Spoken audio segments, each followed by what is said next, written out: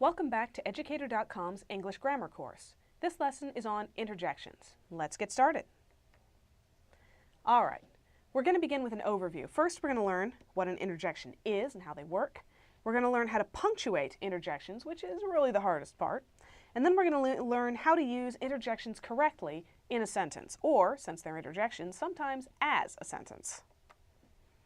All right, to begin with, what is an interjection?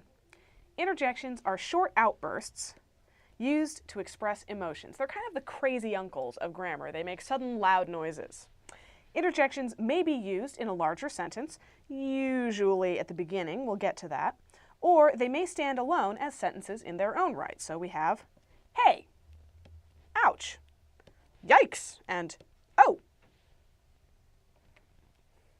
Okay, to begin with, here's how to punctuate interjections. When interjections stand alone as sentences, they are almost always followed by an exclamation point. The crazy uncles of punctuation. So, hey, there's our exclamation point. Ouch, there's our exclamation point.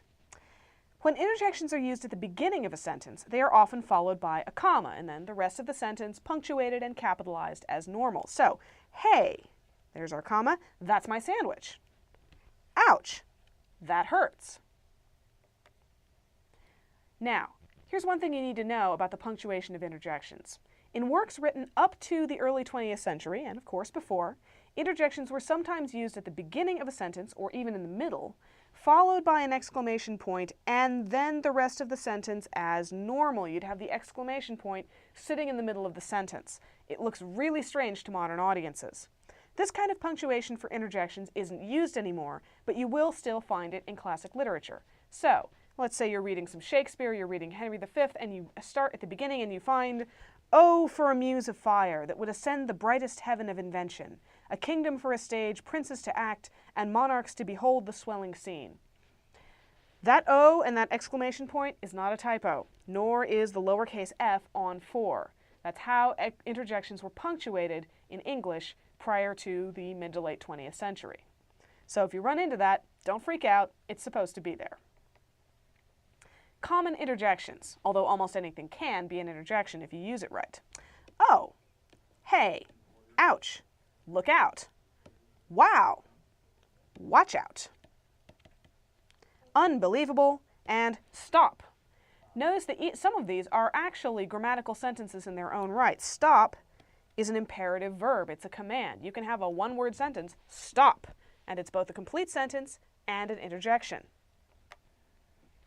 See if you can find the interjections in these sentences. Oh, I'm sorry. Hey, what are you doing? Wow, that's amazing. Yikes, look at the size of that spider. Gee, that's a big cloud. Holy cow, where did that thunderstorm come from? And yes, I got into Harvard. And there are your interjections, which you will notice are all at the beginning of sentences. Oh, I'm sorry, there's our comma. Hey, there's our comma. What are you doing? Wow! Exclamation point. That's amazing. Yikes! Exclamation point. Look at the size of that spider. Gee, that's a big cloud. There's our comma. Holy cow! Exclamation point. Where did that thunderstorm come from? And yes! Exclamation point. I got into Harvard. Notice that these are all used to express intense emotion. Okay, here's how to use interjections correctly. First and foremost, always choose the right interjection for your context. They may be the crazy uncles of grammar, but they do different things. You don't use ouch, for example, when you're not in pain. Second, follow your interjection with either an exclamation point or a comma and the rest of a sentence. Now here's the thing. Curse words can be interjections too. Okay, just about anything that you can yell can be an interjection, and that includes cussing. But we recommend that you use profanity as little as possible in your writing, as it is considered a mark of poor education or limited vocabulary. It also offends some readers, so usually it's just not worth it. Finally, and most importantly, use interjections sparingly. Too many interjections can break up the flow of your writing. With interjections, a little goes a long way. See if you can figure out which interjections might go in these sentences. One might go before, "That's a big cake." What would you say before, "I locked my keys in my car"? or really, or what do you think you're doing? That bus almost hit you. And how I hate to get up in the morning. Well, you can use a lot of interjections in these contexts, but these are the ones that I've chosen. Wow, that's a big cake, an expression of amazement. Nuts, an expression of frustration. I locked my keys in my car. Oh, really? Hey, what do you think you're doing? Okay, watch out, which is a warning. That bus almost hit you. You'd want to warn someone if they were almost hit by a bus. And oh, an intensifier. How I hate to get up in the morning. We've all felt like that. Now here's the fun part with interjections. We actually have interjections that are specific to certain dialects, certain types of characters in popular culture. If you hear these interjections, you pretty much know who's talking with one word. So, see if you can figure out who says it. Avast, gadzooks, cowabunga, hallelujah, and yeehaw. That's right, avast is pretty much always used for pirates. Gadzooks is commonly associated with William Shakespeare and earlier forms of English. Cowabunga is part of American surfer slang. Hallelujah is a word out of the Bible and usually used in religious contexts, especially Christian. And yeehaw is cowboy.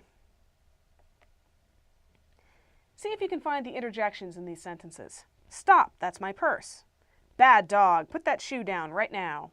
Help, I can't swim. Oh, is this your brother? Hey, how's it going? I've been waiting for, about an hour. And fie, a pox upon thee. See if you can find the interjections. And there they are, almost all of them at the beginning of sentences. Stop, that's my purse. Bad dog, put that shoe down. Help, I can't swim. Oh, is this your brother? Hey, how's it going? I've been waiting for, about an hour.